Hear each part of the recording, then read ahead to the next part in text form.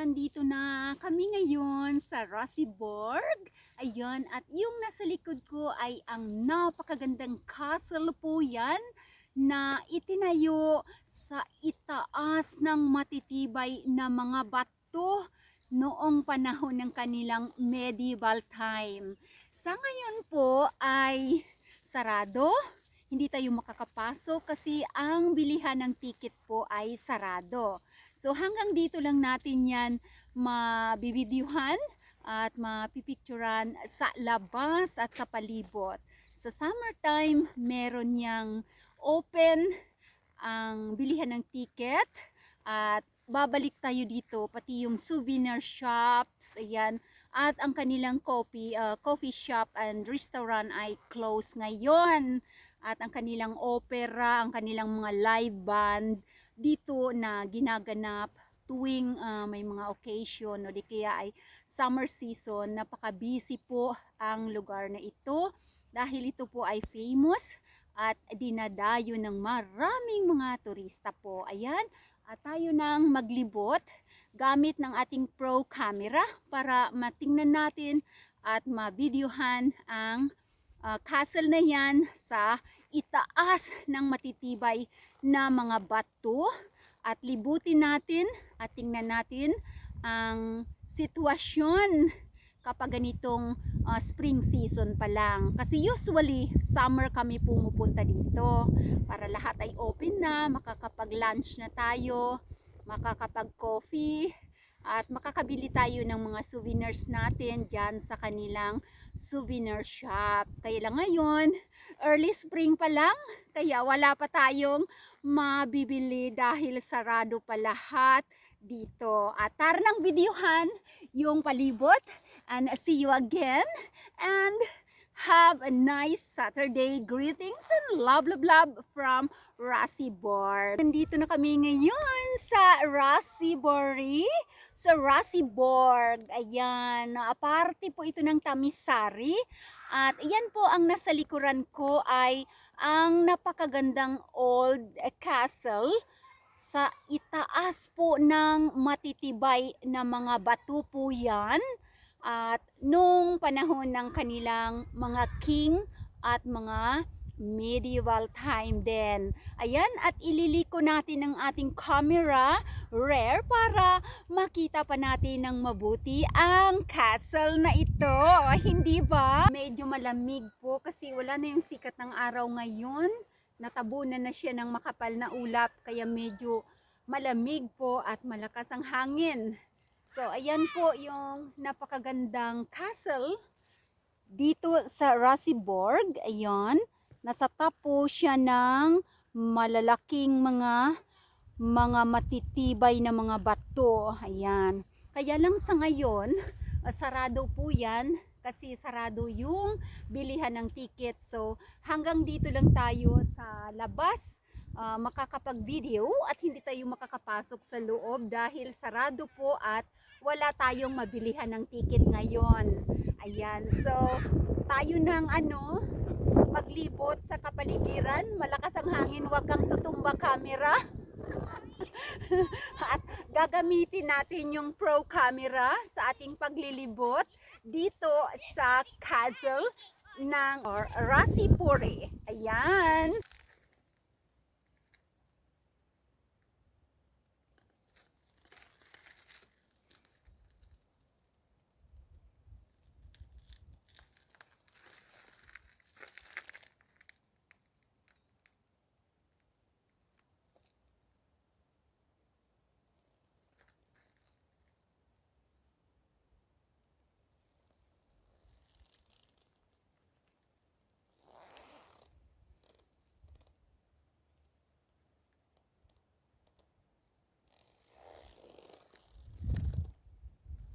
Yan, may mga upuan po yan dyan na pwedeng umupo yung mga bisita, yung mga turista at yung mga lolo at lola kung napapagod na po sila dahil dito po ang entrance na dapat po ay pasukan para makapasok tayo sa loob ng napakagandang castle na yan. Ayan, kaya lang sa ngayon ay Zeus. Ayan, Zeus. Okay, sarado pa po ang castle. Baka sa summer po yan mag-open. Ayan. Nakailang pasok na rin po kami dyan. Pero usually po, summer kapag pumupunta po kami dito. Ayan. Kaya ngayong spring season, nandito ako para matingnan natin kung kumusta ang castle na ito kapag spring season. Ayan, sad to say, close at wala tayong mabilihan ng kape. Ayan, at wala tayong ma-shelteran ng ating self kapag uulan at malamig. Ngayon wala na si Haring Araw. Ayan, lumayas na siya sa ilalim ng ulap. Kaya tiis pa more. Tiis ma por nining. Tiis pa more ang lamig na. Kailangan na nating makabalik sa sasakyan. Kasi wala talaga, sarado pa lahat. Ayan. Okay. At ito mga palalabs, yan. Ang bagay na ito ay tapunan mo ng iyong sigarilyo. Ayan, ang upos ng sigarilyo mo.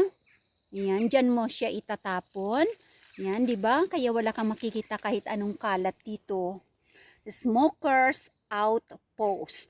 Diyan po ilalagay ang iyong upos ng sigarilyo. Diyan, itusok mo po dyan at bababa po yan doon sa pinakailalim, parang ashtray. Ayan po ha, reminder, at ito po ay basurahan. You see?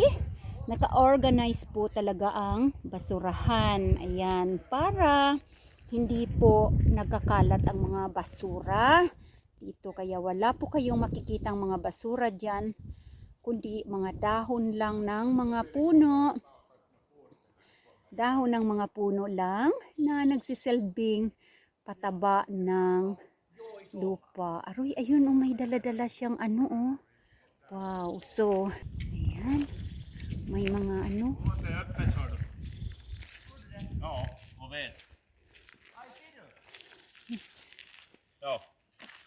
Umoy! Solieto! It's close!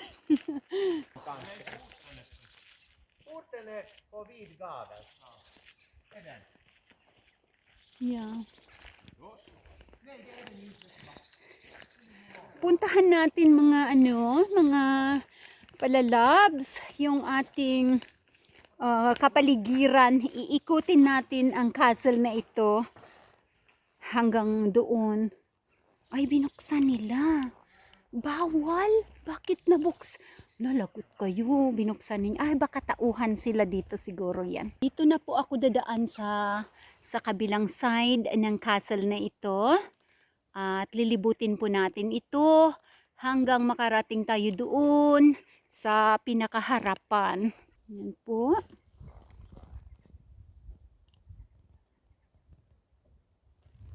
Lalagyan po nila ng pampatibay po. Ayan, additional na moy. Ayun siya, Ako, naglalakad ka dudong dyan. Bawal yata pumasok. Bakit sila pumasok? Pero siguro tauhan yan siguro sila dito sa area na ito. Kailangan na nating bumalik sa sa sasakyan para mag-warm up. Kasi sarado naman yung coffee shop. Ang daming ibon. Ang daming ibon.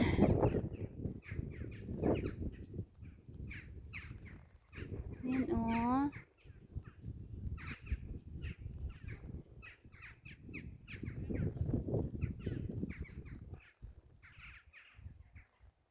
Ayun, ano bang mga pinagagawa ng mga ibon dyan? Ayan, Ala, kasi may may pumasok na 2 tao doon sa loob ng castle. na mukhang mukhang mga witch. Oh my God. Ayun, nag-i-explain sila doon. Oo. Baka naglagay ng pagkain doon sa loob ng castle. Masok sila sa loob nakita ko Baka naglagay sila ng pagkain doon, tapos nakita ng mga ibon, nag-aagawan sila. Yan po. May mga nagpipiknik na doon sa sa mga picnic tables kahit na malamig. At nandito yung nandito yung coffee shop, kaya lang sarado naman. Wala tayong mapagkapihan ngayon. Happy Easter. Ayan, 'di ba? Ang ganda-ganda ng kanilang mga decorations dito sa Rasiborg. Ayan chicken, tapos may mga balahibo. Ayan. Sinasabit po nila dito hanggang doon po, palibot po mula po sa entrance ng place na ito. Yun. At ang ganda-ganda ng kanilang mga decoration, iba-ibang kulay, hindi ba? Yan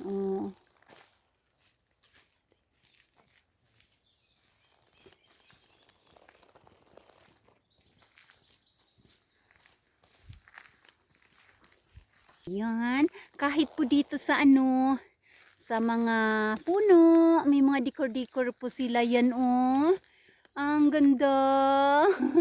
Ang ganda talaga Ang ganda ng kulay nung nung rabbit nila ayun. Kahit dito sa mga puno, ayun ang ganda-ganda ng rabbit na yan. Wow.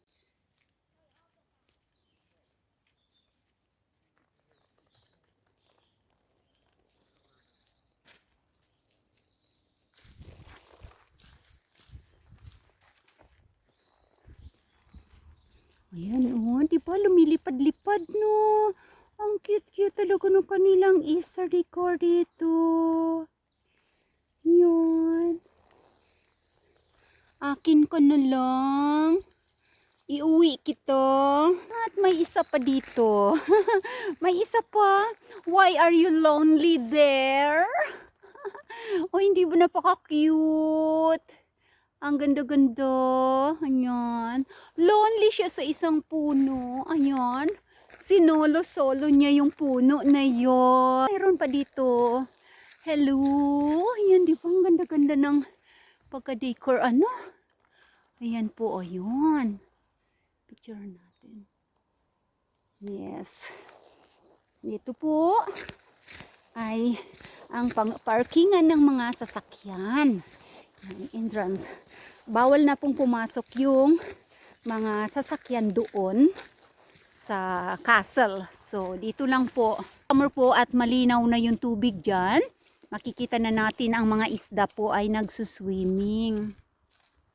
Diyan, nagsuswimming sila dyan. Tapos, may mga na yan, may mga water lilies, kung ano-anong mga green na mga halaman na tumutubo po dyan sa water. Ayan. Pati dito. Ayan. Hanggang doon po yan Uy, parang may nakikita na nga ako mga naglalanguyan doon ng mga isda. Ayan. At pati dito rin may decoration pa rin sila. Yun. Yes. Ayan. At dito ang parkingan ng mga sasakyan at na-extend po nila yung may caravan doon.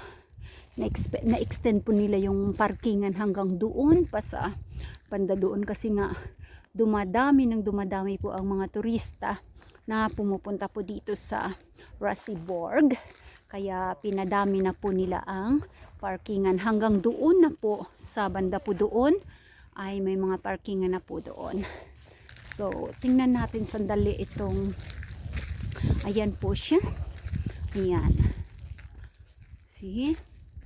Ayan po ang mga information ng Linanrownie. Ayan, dyan siya. See? Papasok po doon. Ayan, papasok po doon. Tingnan natin ito. Ito po, yan. Andyan po yung Rasipurin Raunio-Lin. Ayan, castle. Andyan yung castle. So, mayroon pong English. Ayan. Okay.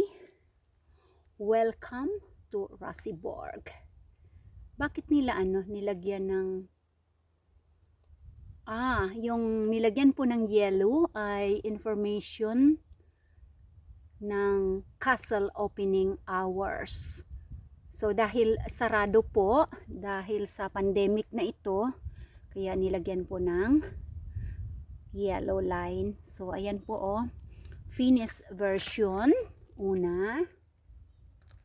Tapos Swedish version, English version, Russian version. Ayan po. Ayan. At pupunta na po tayo sa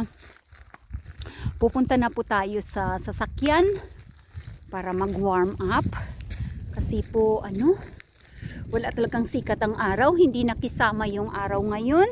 At sulyapan natin ito. Ano ba ito? Ayan, medyo malayo. Ayan.